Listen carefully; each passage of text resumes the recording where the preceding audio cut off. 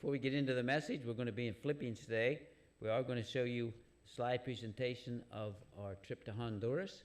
And if you're involved in a shoebox ministry, this is how we get to contact with the kids and all those kind of things. So we'll show those now.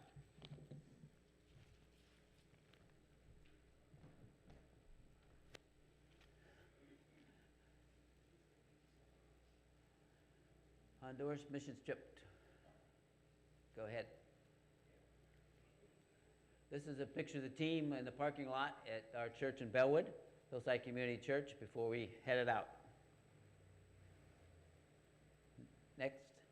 In case you're not sure where Honduras is, you can see here from Pennsylvania down to, we had to fly Pennsylvania.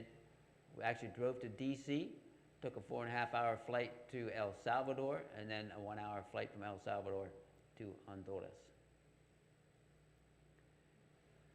Honduras, population of Honduras is about 11 million people. Tegucigalpa is the capital. There's about a million people in Tegucigalpa. We are just south of Tegucigalpa. We used to fly into Tegucigalpa when we first went. We went first in 2012.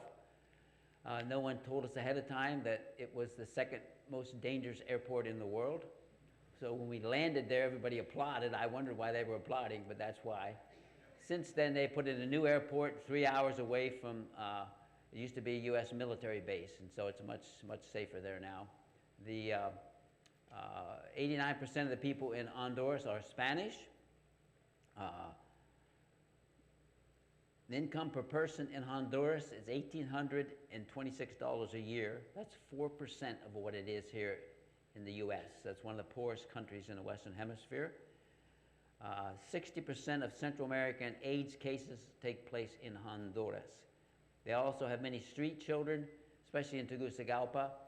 There are many gangs, and what the gangs do is they eliminate those street kids and take them out. So it's a difficult place to be. That's just part of our team. My wife and I and our granddaughter are getting our picture in the town of La Venta. We're about an hour and a half south of Tegucigalpa. This is our trail. This is not the worst part of the trail. My granddaughter and her husband have to walk this trail every day, and it gets worse as you go down the hill. On the Saturday after the first day, the second day we were there, we went to children's ministry. That's the church where my granddaughter is involved. We went down to 2 hours down the Pan American Highway to a kids ministry, and they welcomed us there as well. 38 kids showed up that day. They taught the lesson. Next slide. It poured rain that day. They don't get much rain in Honduras, so they appreciated the rain.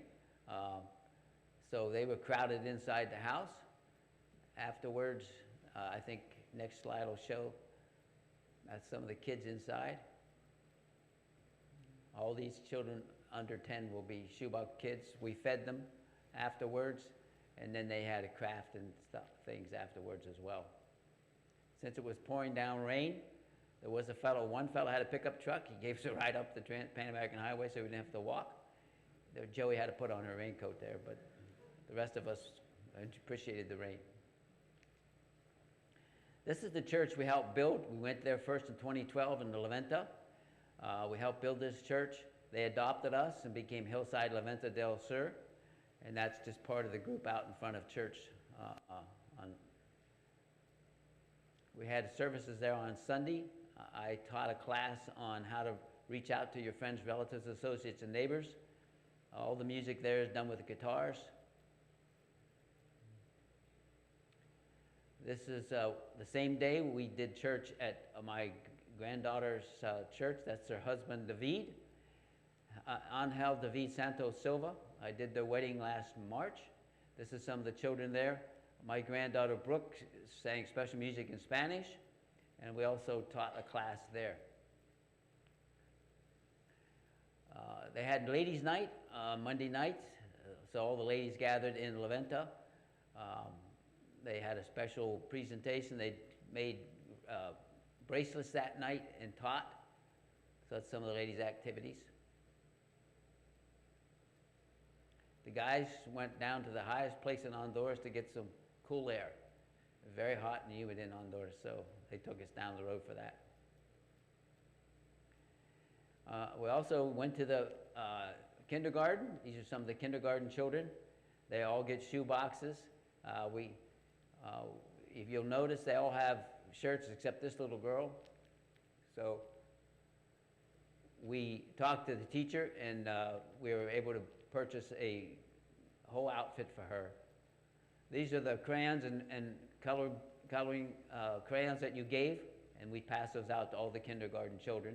We also fed them as well at the school through the donations that you helped give us.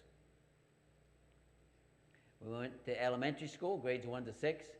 We took pictures of over 100 children there. That's our granddaughter taking pictures. That took quite a while, and we also fed them as well. You can see how excited they were. We used to do up to age 12, but we've cut that back to age 10. So when we went into the 6th grade, they had to tell them, you're not getting a shoebox this year, and they all went, ooh, and then they said, but we're going to feed you, and they all had, yeah! So they were excited to get supper. They got a hamburger and french fries, which they don't get very often. This is back at Church of La Venta. These are, I'm sorry, I taught a class there, and those, when we were teaching the class, they had VBS with all the kids who were there that day. These are people who came from 2 hours away to get their kids' pictures. So they sat outside until we brought in 2 at a time to get their pictures. We did that for almost 500 children. And some walked the 2 hours to get there. Others had some rides. So inside, they got their information, they took their picture, they held up their name with it. And so that's how we got all the names straightened out for the shoebox ministry. Last night, the pastor there prayed over our team. And then the next slide, they are a hugging bunch, and so they all came through and hugged us before we departed. That's just a picture of the landscape of Honduras. That's it.